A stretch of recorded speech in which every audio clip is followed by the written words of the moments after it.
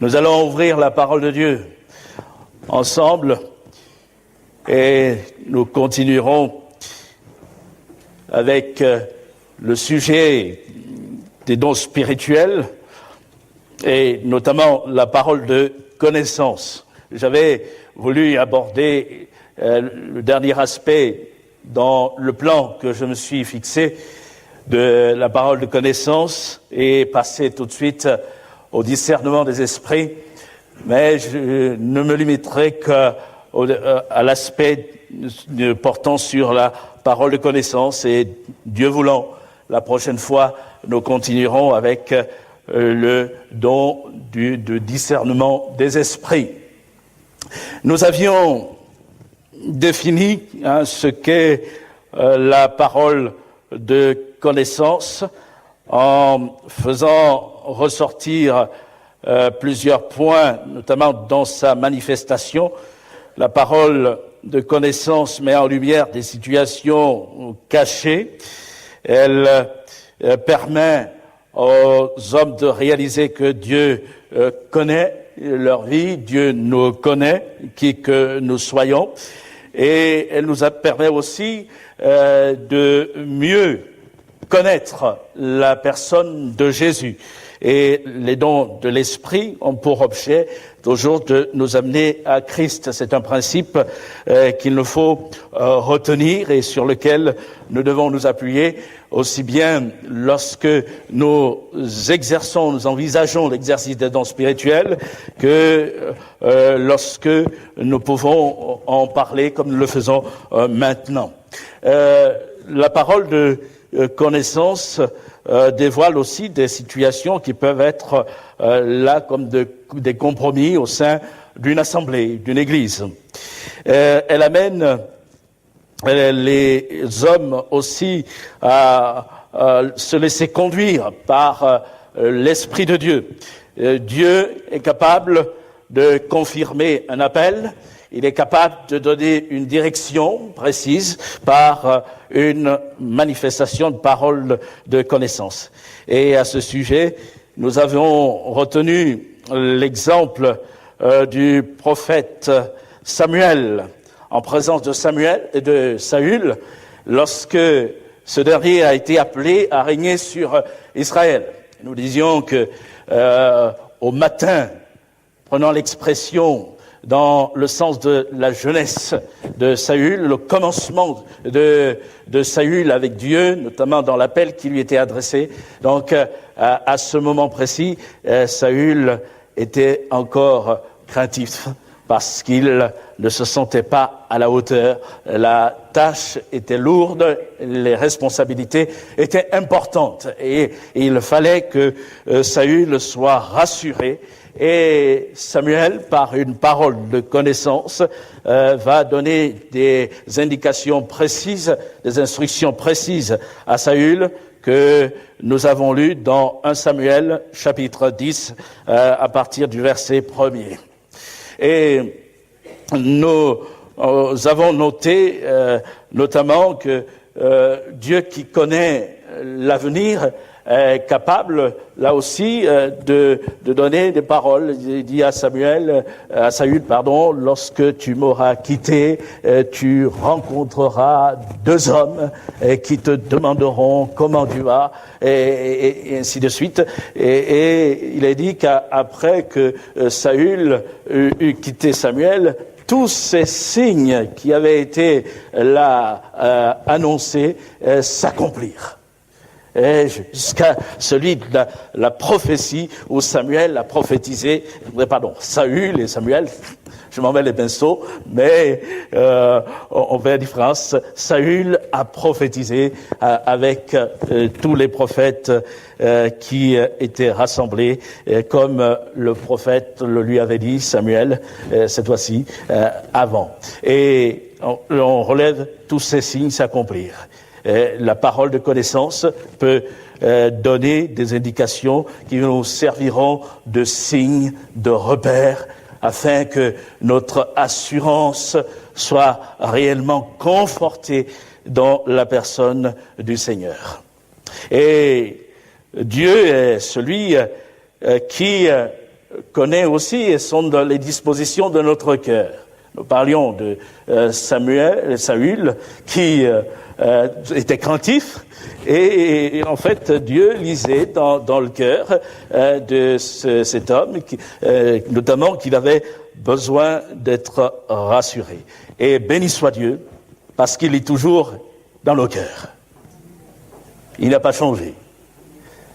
Quelqu'un disait, Dieu ne prend pas de rides. C'est une belle expression pour montrer que nous, les hommes, nous en prenons. Notre vue, elle peut se fatiguer, mais la vue du Seigneur ne se fatigue jamais. Et il est le même dans le fait de sonder le cœur de l'homme et de relever les besoins qui sont les nôtres et venir encore nous rassurer. Peut-être quelqu'un ce matin a-t-il besoin de réentendre cela, entendre que Dieu connaît le fond de son cœur et Dieu est encore capable de le fortifier, de l'encourager et de le relever. Hier, j'ai rendu visite à une famille qui va se reconnaître et j'ai été fortement encouragé, notamment en rapport avec le sujet que nous abordons depuis quelques semaines, parce que le frère m'a rendu un témoignage d'une manifestation de parole de connaissance. Alors je ne sais pas si je peux me permettre de citer son nom. Son prénom c'est Jean-Pierre. Donc il est au milieu de nous et il me disait que ça fait des années qu'il vient à l'église avec sa famille, son épouse et les enfants.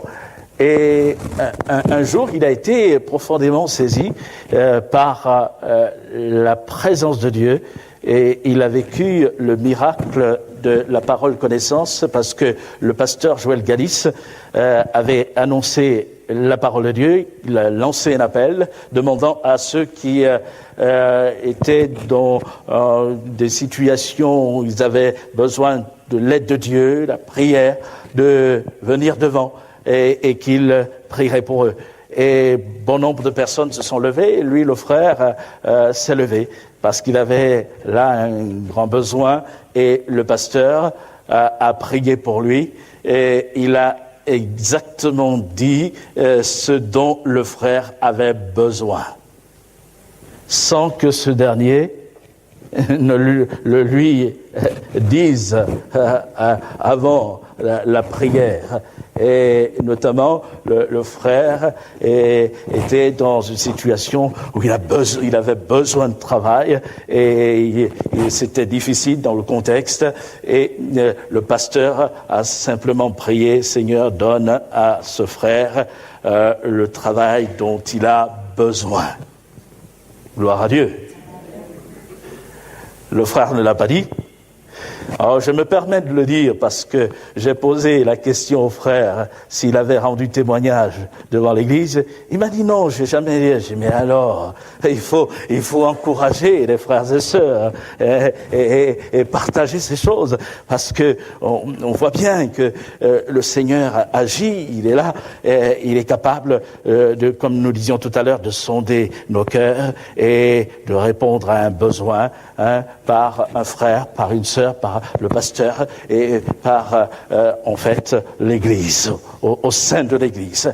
Et ce qui est encourageant encore, c'est que dès le lendemain, le frère a reçu un appel et c'est une agence d'intérim qui lui disait « Nous avons un travail pour vous ». Et le frère m'a dit « J'ai commencé et jusqu'alors, je travaille ». Gloire à Dieu, hein? Ben, merci Seigneur. C'est le miracle de Dieu. Dieu nous connaît. Il connaît nos cœurs il connaît nos besoins et il est capable, même par une parole précise, de nous le faire réaliser et de nous amener à nous appuyer encore sur lui. Et le frère disait, on vit des miracles. C'est un miracle de Dieu. Gloire à Dieu. Et je lui disais, c'est là une manifestation de parole, de connaissance. La prière a été inspirée et là, le Saint-Esprit a conduit notre frère, Joël Galis, à prier dans ce sens-là. Et c'était réellement une révélation de l'Esprit, une parole de connaissance. Nous allons continuer dans le partage en considérant, comme je vous le disais, l'exemple de Pierre, lorsque ce dernier a été envoyé vers Corneille, et comment, là aussi, Dieu va amener son serviteur et avec lui tous les apôtres et les disciples du Seigneur à élargir leur vision du plan du salut pour l'humanité tout entière. Dans le livre des Actes des Apôtres, au chapitre 10, on peut lire à partir du verset 9. Dans les versets qui précèdent, Luc nous rapporte comment un ange est apparu à Corneille et lui a donné l'ordre de faire venir Pierre, donc Simon, surnommé Pierre. Et donc Corneille envoie des serviteurs et un soldat auprès de Pierre. Et il est dit ceci, verset 9, « Le lendemain, comme ils étaient en route et qu'ils approchaient de la ville, Pierre monta sur le toit vers la 6e heure pour prier. Il eut faim et il voulut manger. Pendant qu'on lui préparait à manger, il tomba en extase. Il vit le ciel ouvert et un objet semblable à une grande nappe attachée par les 4 coins qui descendait et s'abaissait vers la terre, et où se trouvaient tous les quadrupèdes et les reptiles de la terre et les oiseaux du ciel. Et une voix lui dit, « Lève-toi, Pierre, tue et mange. » Mais Pierre dit, « Non, Seigneur, car je n'ai jamais rien mangé de souillé ni d'impur. » Et pour la seconde fois, la voix se fit encore entendre à lui. « Ce que Dieu a déclaré pur, ne le regarde pas comme souillé. » Cela arriva jusqu'à 3 fois, et aussitôt après, l'objet fut retiré dans le ciel. Tandis que Pierre ne savait en lui-même que penser du sens de la vision qu'il avait eue, voici les 3 envoyés par Corneille, les trois hommes envoyés par Corneille, s'étant informés de la maison de Simon, se présentèrent à la porte et demandèrent à haute voix si c'était là que logeait Simon, surnommé Pierre. Et comme Pierre était à réfléchir sur la vision, l'Esprit lui dit, « Voici 3 hommes te demandent. Lève-toi, descends et pars avec eux sans hésiter, car c'est moi qui les ai envoyés. » Amen. On peut s'arrêter là dans cette lecture d'introduction. Je voudrais d'entrée faire ressortir la vérité suivante. La vision qui a été accordée à Pierre était l'œuvre du Saint-Esprit.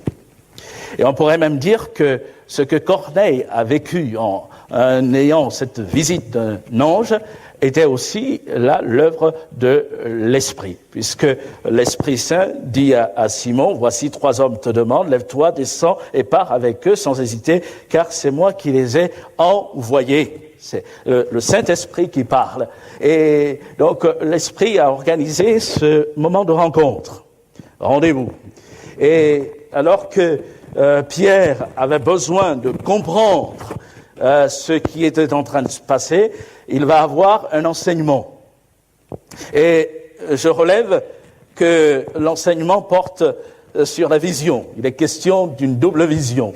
Quand je dis double vision, c'est premièrement cette révélation l'objet qui descend du ciel comme une nappe, et dans lequel se trouvent tous les quadrupèdes, on dira les mammifères de la terre, et les reptiles, les oiseaux du ciel, et cette voix qui lui parle. Donc, et c'est là quelque chose qui lui a été montré par l'Esprit.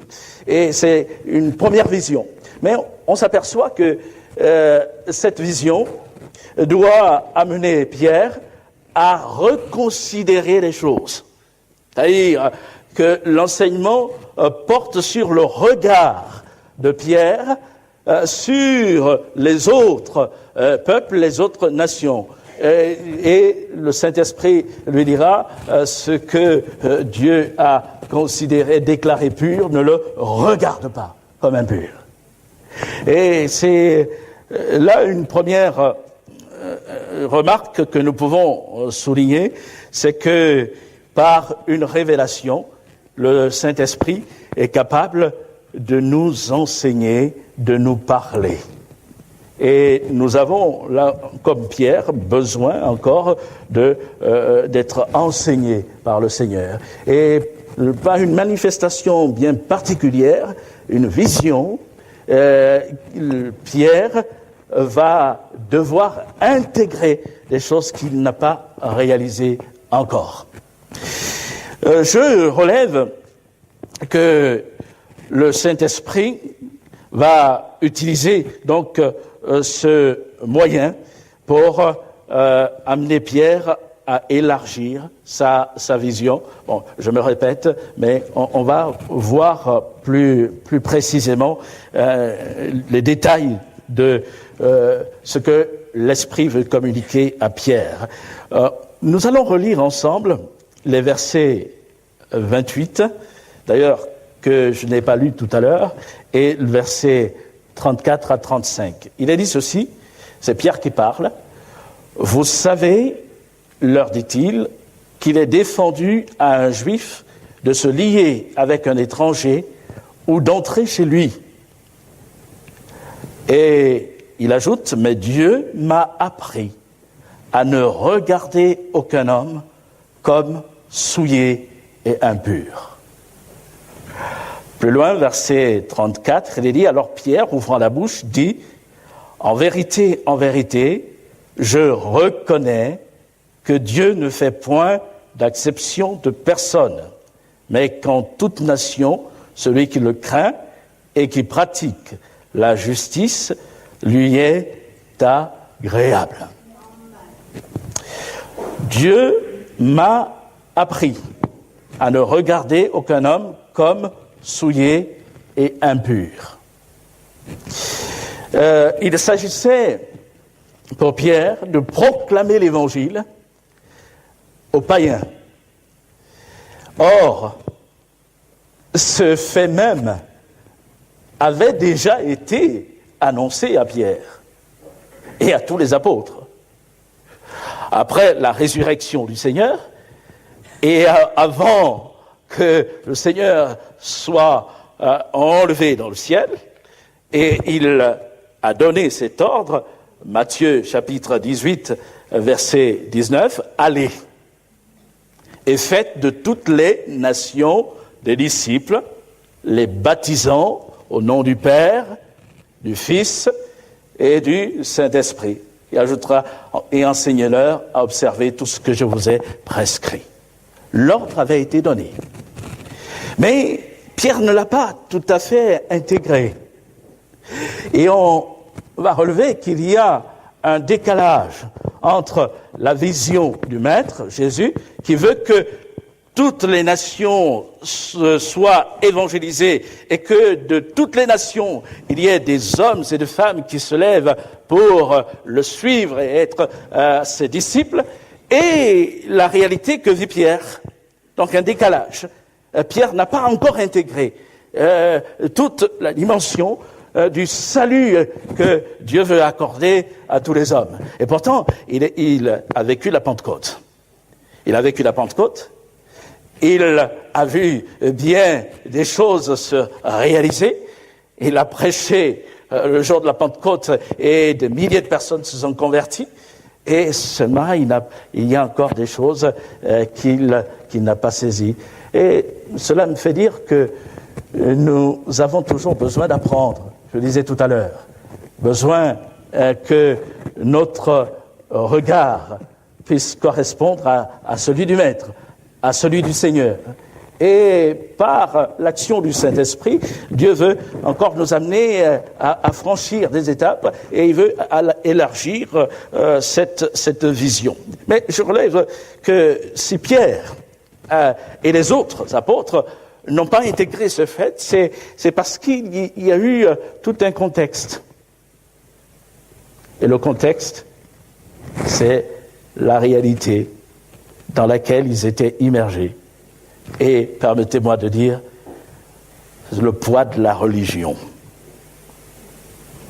Pierre dit, vous savez qu'il est défendu à un juif de se lier avec un étranger ou d'entrer chez lui. Et lorsque Pierre aura fini la mission, Actes chapitre 11, verset 1er, il est dit ceci, les apôtres et les frères qui étaient dans la Judée apprirent que les païens avaient aussi reçu la parole de Dieu. Et lorsque Pierre fut monté à Jérusalem, les fidèles circoncis lui adressèrent des reproches en disant « Tu es entré chez des incirconcis et tu as mangé avec eux. » Il a dû rendre des comptes à ses pairs. Et c'est là qu'on voit le poids de la religion. Jésus a dit « Allez et faites de toutes les nations » et le regard ou l'esprit religieux va dire « Il y a des endroits où il ne faut pas aller. Pierre, vous devez aller » mais la religion va dire « Non, pas partout ». Et c'est en cela que, personnellement, je suis interpellé. Parce que on peut finir par perdre de vue la vision accordée, donnée par le Maître lui-même. Et par nos habitudes, par notre manière de faire, en arriver à passer à côté de ce que le Maître attend véritablement de nous. Et dans un tel cas de figure, il est absolument nécessaire que le Saint-Esprit puisse agir encore et renouveler notre vision, et afin qu'elle corresponde véritablement à celle que Jésus nous communique dès le départ. Et Pierre va dire « Dieu m'a appris ». Il a intégré cette fois-ci. Dieu m'a appris que je ne dois regarder aucun homme comme souillé ou impur. Et littéralement, c'est Dieu m'a montré. Par la vision, Dieu m'a montré, il m'a enseigné que je ne dois regarder, quand il est dit aucun homme, c'est vraiment aucun être humain. Aucun être humain comme souillé ou impur. Ce que Dieu a déclaré pur, ne le regarde pas comme impur. Alors vous me direz, mais c'est bien beau. Quel rapport avec nous? Quel rapport avec moi? Personnellement, j'ai été interpellé en relisant ce passage, parce que je me suis dit que ce qui est arrivé à Pierre peut m'arriver et peut nous arriver à tous. C'est-à-dire être en décalage et ne pas être en phase avec le Seigneur, notamment dans cette vision d'évangéliser et d'évangéliser tous les hommes. Et je me suis posé la question suivante: est-ce que tu as le même regard que le Seigneur sur chaque être humain. C'est Pierre dit, il m'a appris à ne regarder aucun être humain comme souillé ou impur. Et la question, je me la suis posée, est-ce que tu as le même regard que le Seigneur sur chaque être humain? Est-ce que quelque part, tu ne t'es pas installé dans certaines habitudes qui finalement, pour toi, fixent comme un cadre de vie chrétienne, mais que toi-même tu définis et plus le Seigneur. Et en me posant ces questions, en même temps, je priais, Seigneur, aide-moi vraiment, par ton esprit, à pouvoir considérer les choses comme toi tu les considères. Et ce matin encore, je réfléchissais à cela, notamment au partage, et je me disais que c'est vrai, ce qui est arrivé à Pierre et aux autres, des apôtres, disciples, peut nous arriver. Et je me suis souvenu, dans une séance de travail qu'on a eue au mois de janvier, de ce que le pasteur René Delattre, qui est un des responsables de notre mouvement, Famille d'Église, nous a présenté. Il nous a raconté l'histoire d'une église. Et je vais vous raconter l'histoire d'une église. Les commencements sont un peu délicats. Il y a juste quelques personnes qui entendent l'évangile, qui se tournent vers le Seigneur. Et puis, d'autres personnes se rajoutent.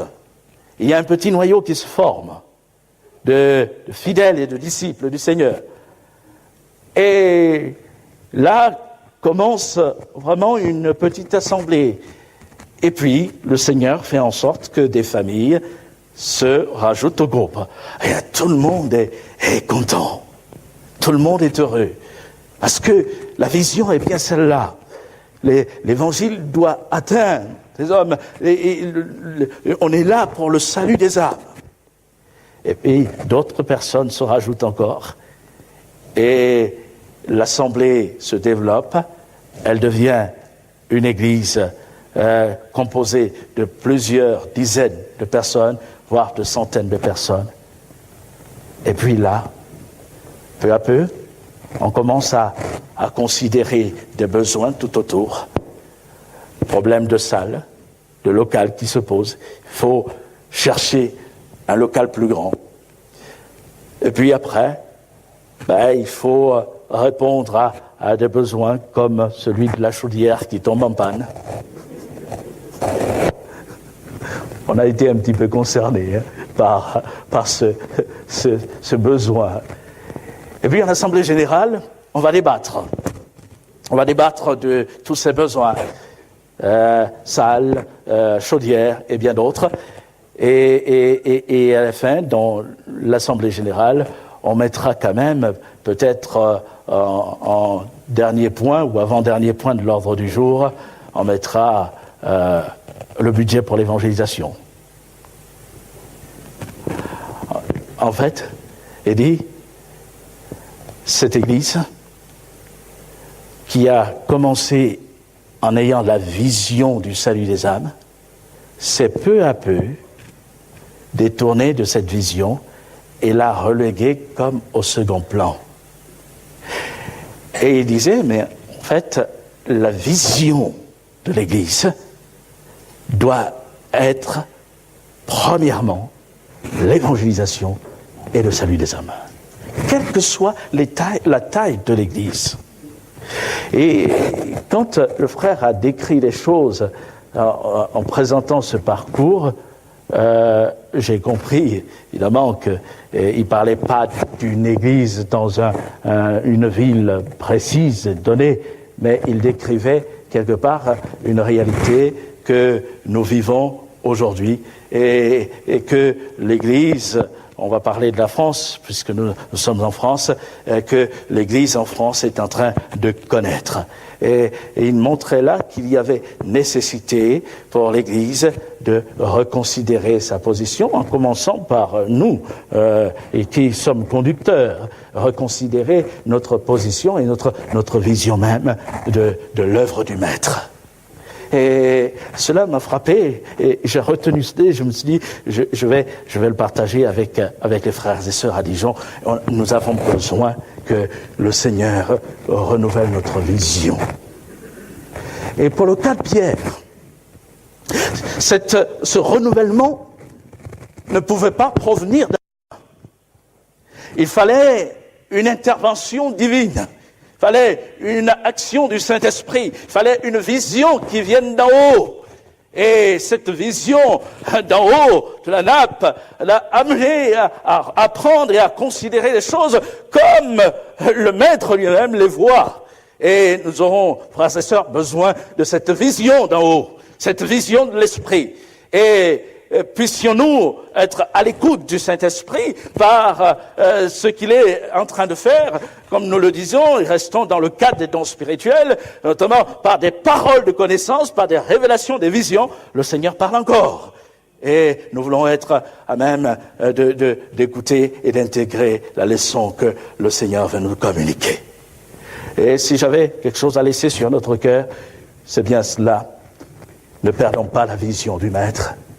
Et si jamais nous l'avions quelque peu oublié, que le Saint-Esprit renouvelle cette vision dans notre cœur, afin que nous soyons vraiment en phase avec le Maître et servir comme le Maître le désire pour chacun d'entre nous.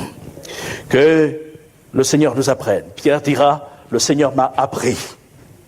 Que le Seigneur nous apprenne.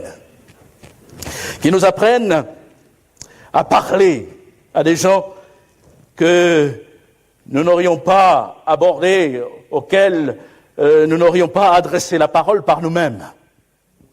Pierre dit, mais ce sont des païens.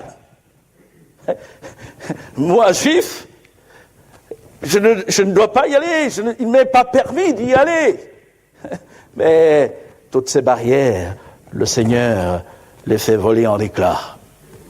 Et nous voulons nous arrêter face au besoin qui est devant nous et ne pas regarder de personnes, des êtres humains comme nous, comme ne devons pas entendre l'Évangile, mais pouvoir nous arrêter là, face aux besoins, qui que nous ayons en face de nous, et que le Seigneur puisse nous l'apprendre, me l'apprendre, et nous l'apprendre à chacun d'entre nous. Pierre dira, il m'a appris. Que le Seigneur nous apprenne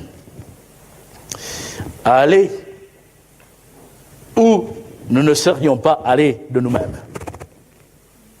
De lui-même, Pierre ne serait jamais allé chez Corneille. Mais il est des endroits où Dieu veut que nous allions. Et pour cela, il faut que les instruments que nous sommes soyons là au fait de la pensée de Dieu et de réellement la volonté du Saint-Esprit dans notre vie. Pierre dit, je reconnais que Dieu ne fait point exception de personne. Là aussi, c'est une leçon que nous pouvons intégrer, que le Seigneur nous donne, en lui obéissant, de pouvoir dire, je reconnais que Dieu a cette volonté de sauver. Je reconnais que Dieu a cette volonté d'attirer tous les hommes. Je reconnais que Dieu a cette volonté d'attirer dans ma famille des hommes, personnes qui se lèvent pour le servir, d'attirer dans mon entourage immédiat, dans mon voisinage, des hommes, c'est des femmes, d'attirer dans la ville où je suis, dans la rue, lorsque je marche, je reconnais que Dieu sauve, que Dieu parle. Et nous voulons aussi pouvoir le dire. Amen. Le dire de tout notre cœur. Et que le Seigneur nous aide, qu'il nous accorde ce renouvellement comme une révélation nouvelle par la vertu, la puissance du Saint-Esprit, l'intervention du Saint-Esprit. Et quand nous lisons ce qui est écrit au sujet des dons de l'Esprit, nous relevons que l'apôtre va dire aspirer. aspirez aux dons les meilleurs. Lorsqu'il s'adresse aux Corinthiens, on peut lire le dernier verset du chapitre 12 de la première aux Corinthiens. L'apôtre va dire, verset 31, « Aspirez aux dons les meilleurs, et je vais encore vous montrer une voie par excellence. » Et plus loin, chapitre 14, verset 1er, « Recherchez la charité, aspirez aux dons spirituels, mais surtout à celui de prophétie, dira-t-il. » Verset 12 du même chapitre, « De même, vous, puisque vous aspirez aux dons spirituels, que ce soit pour l'édification de l'Église, que vous cherchiez à en posséder abondamment. » Voilà, c'est cette exhortation qui revient, aspirer, aspirer. Et puis si on nous aspirer, Seigneur, je veux être ce témoin entre tes mains, qui se laisse vraiment conduire par toi et rempli de ton esprit, qui va pouvoir aussi voir ton œuvre s'accomplir dans les cœurs. Bien évidemment, quand nous disons ces choses, il ne s'agit pas d'aller n'importe comment et de commencer à parler à tout le monde et à agacer tout le monde dans la rue. Il faut de la sagesse, bien sûr. Il faut de la sagesse. Mais je crois que lorsque nous prions, nous nous tenons devant le Seigneur et avons ce désir de nous laisser conduire par le Seigneur, il est celui qui répond à notre désir et il est celui qui aussi nous accorde cette mesure de sagesse dont nous avons besoin pour pouvoir au bon moment intervenir, dire ce que nous avons à dire, mais également pouvoir aussi répondre au bon moment, au moment opportun, aux besoins qui se présentent à nous. Que le Seigneur nous bénisse, nous aide. Je retiens cette parole de l'Esprit Saint. C'est moi qui les ai envoyés. Pars sans hésiter. Et Pierre ira sans hésiter avec des hommes envoyés par Corneille, parce qu'il l'a intégré. Et là, je me dis, Pierre a appris vite. Il a intégré rapidement cette leçon que le Seigneur voulait lui communiquer. Et puis si on nous intégrait aussi les choses, les leçons rapidement. Amen.